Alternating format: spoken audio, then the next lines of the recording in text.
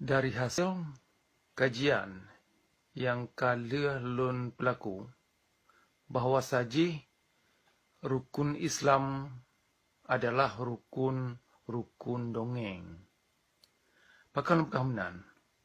Karena setiap rukunnya ibadat yang terpelaku dalam atau melalui rukun Islamnya hanya membuahkan hasil yang faktual dan hanya bisa difaktualkan. Sehingga abe umu, abe harta, abe tenaga, abe mana kemarau tak pulau, dosa mentang hanya mempat ujung, penampun pun hana. Belaan tak pegah kondisi jannah bagiban. Ya kan? Ya kan, abe lampu tak pegala, abe tanah belang tak pulau, haji, wow haji, syurga tampan. Jadi memang rukun Islamnya memang rukun nampak ujung. Rukun dongeng. Yang kaya inti ji. Maka cukup sederhana, kerana tak susah tak temiki. Oleh karenanya, saran lun untuk yang kata-kata yang muda-mudanya, nyo bek le gaduh ngerukun limangnya, hai dapat manglian. Han maju aja.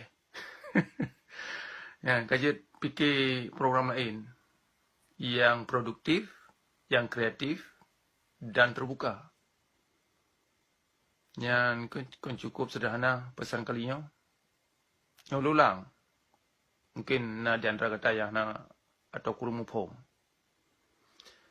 Bahawa saji menurut hasil kajian studi riset yang kadah lun lakukan ni lun menunjukkan bahawa rukun Islam sesungguhnya nak artiji rukun dongeng.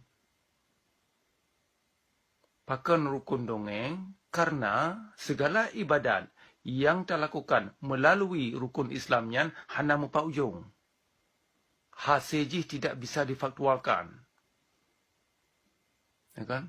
Lia semayang, lia musyahadan, lia haji, abi harta, abi tanah, abi lampu. Dan pegala mandum hana mempat nasib udip.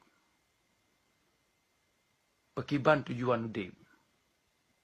Baiklah antayu ayak petimang kondisi jannah lia uro kiaman, dosa lia akhir puasa, lia semayang terawih, bak uraya pekiban kondisi dosa ron. Pun ampun.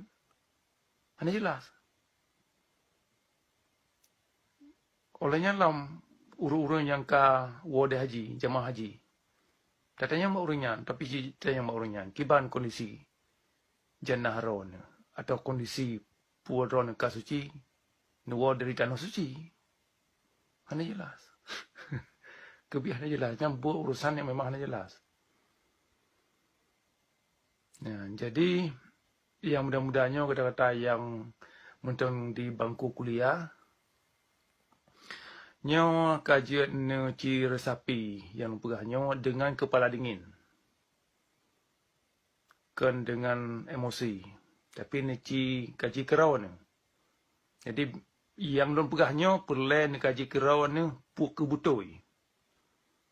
Bahawa saji segala ibadat yang ditempuh melalui rukun Islam hafizi hana mempak ujung. Yang ban. Mudah-mudahan pesan yang singkatnya na manfaat.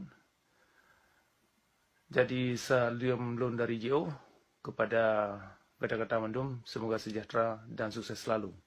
Demikian.